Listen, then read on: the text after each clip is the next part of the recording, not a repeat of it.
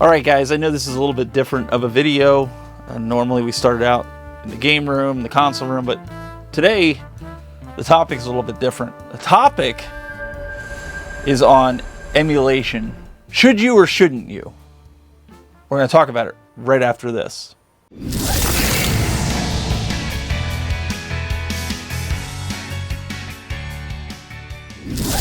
Alright guys, so as we're talking about emulation, you know, as you guys know, I did a lot of video, I did a lot of coverage for the home arcade space.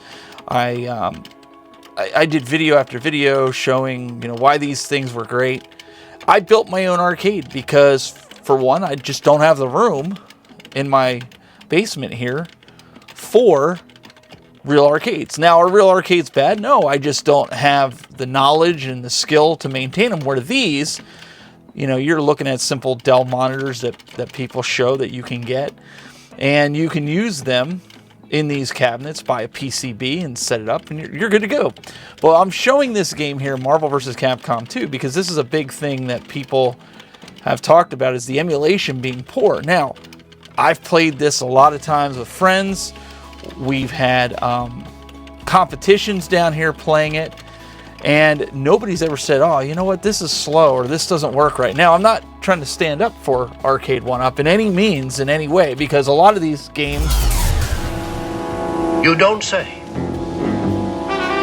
You don't say. Who was it? He didn't say. From my perspective, do have a very poor emulation compared to the originals.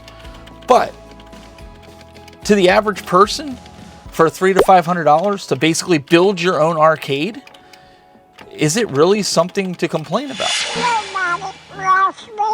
Nobody. Oh boy, I sure am ugly.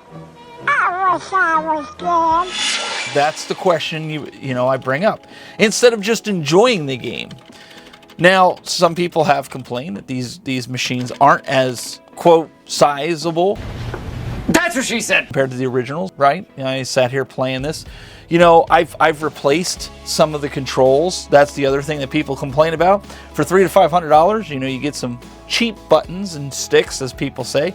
But I've replaced this Tron stick with the GRS stick and the spinner from GRS, Glenn's Retro Show. And as you can see down here, the trackball, the spinner, these are all Glenn's from Glenn's Retro Show to make the cabinet better from the original design of the Swan. They also didn't come with lighted marquees like these have now. I've gone through and I've changed it. But the funny thing about it is, have complained and said you shouldn't own these things because they're emulated. Take, for instance, let's go up here to the class of 81. I bought this cabinet. This was the most recent cabinet I bought. And people complained about the button layout, the structure. They say it's washed out, but I mean, I don't have any washout. I'm standing on the side, I'm standing in the front, the back. This is one of my favorite cabinets. They also complain that there's, you know, it's not the waterfall design just like the original. For those that don't know what the waterfall design is, where it's not a rounded edge here with a continuous graphic that goes down, and complained about graphics not being the same on this. I've added light up coin doors on a lot of them that had the coin doors just to add to the aesthetic. Did I have to? No. Maybe you're watching this video and you're going, well, I don't even know what emulation is. Well, so emulation is taking something from its original state and changing it. Some companies do. They change it a bit to make it work on hardware, certain kind of hardware. Like, for instance, this. This is Arcade 1-Up hardware. So they might have to change the game a little bit to make it work, like they had to do with the Marvel vs. Capcom 2. And a lot of people didn't like it. They didn't like the emulation here on the Street Fighter Big Blue cabinet. Now, other instances of what they consider bad emulation or changing it was the Fast and the Furious cabinet. We have a lot of fun on this cabinet, but people have complained that this is just not the correct emulation and you shouldn't buy it because it's trash. And I think that's where the misnomer happens. This is where people have the problem, because this cabinet is not what they originally thought. I said, I don't think that he's good for you. How do you know what's good for me? That's my opinion! Don't you get it? Why can't anybody have an opinion but you? So there's other ways to emulate it. Another good example of this is this cabinet right here. This cabinet is from Buy Stuff Store. Well, actually it's an arcade 1-up, but it's got a Android box inside that I've customized with a bunch of different racing games. So you can play a lot of different, like here, Mario Kart, the original from the Nintendo 64. The Nintendo 64? That's all, folks. You can play Outrun because I couldn't get that cabinet. It gives you the ability to play additional games. Now, yes, it is emulated. Does it play like the original? Most people probably couldn't tell. Could I tell? Probably. Could you tell? Probably. So the question that goes on and on is, should you emulate your game? That's the discussion I'm trying to bring here. Let's take you now to another option of emulation. All right, so I want to invite you into my console room. Now this is the room that I have all these games. Now as we look around the room, you can see I've got a ton of disc-based games, I've got a ton of cartridge-based games.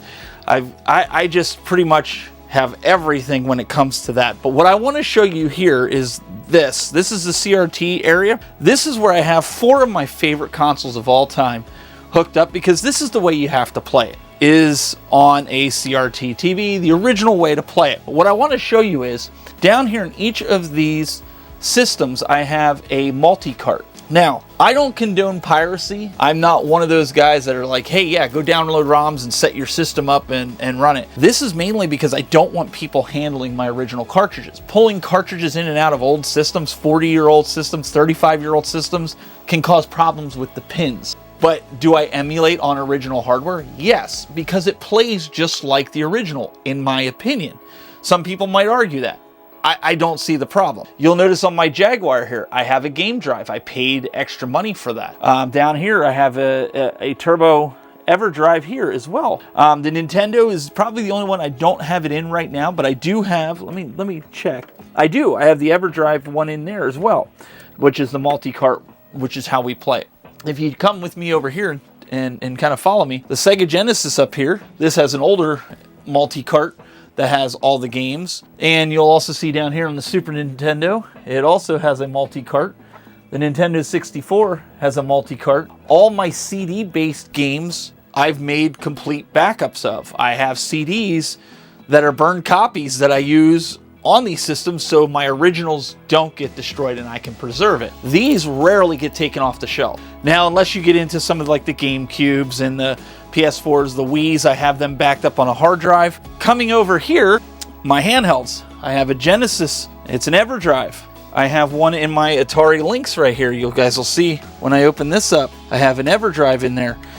Because I don't want people pulling things in and out. My Turbo Express has an EverDrive. I bought another EverDrive for it. These are all functional, they all work. I have original games, I've collected them. These same people that will tell you you shouldn't buy a arcade 1-up, you shouldn't buy anything from home arcade because it's emulated, focusing on the emulation here, are the same people that will tell you that you need to have original hardware, you need to have original arcades, you need to play the original arcades. They're the same people that say, why would you buy all this plastic and collect it when you can emulate? Why would you buy it when you can emulate? So the question always comes up. They'll say, you know, hey, $15,000 game, stadium events. You can emulate that. Why would you pay $15,000? Are you crazy? For a game, which I didn't pay for. Viewer of the show and the videos sent that out to me.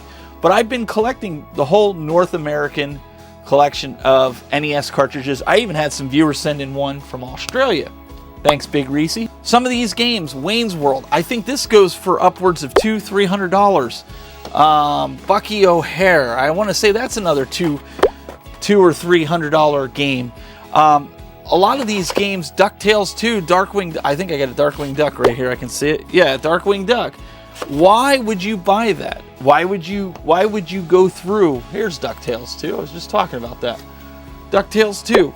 Why would you go through and buy these games at such a ridiculous price when you can emulate? That's the question that I pose to you. What do you think about emulation? Do you think it's okay? Because I don't have a problem with it. But I also believe in collecting the original stuff. And that's a preference. If you don't have the room for all this plastic, well, maybe you're not going to be one of those people that should buy real cartridges. And you should just emulate just because you want to play the game. I don't know. What do you think? Leave a comment below, like and subscribe, and let me know what your thoughts are. Until next time, guys, keep it buzzing.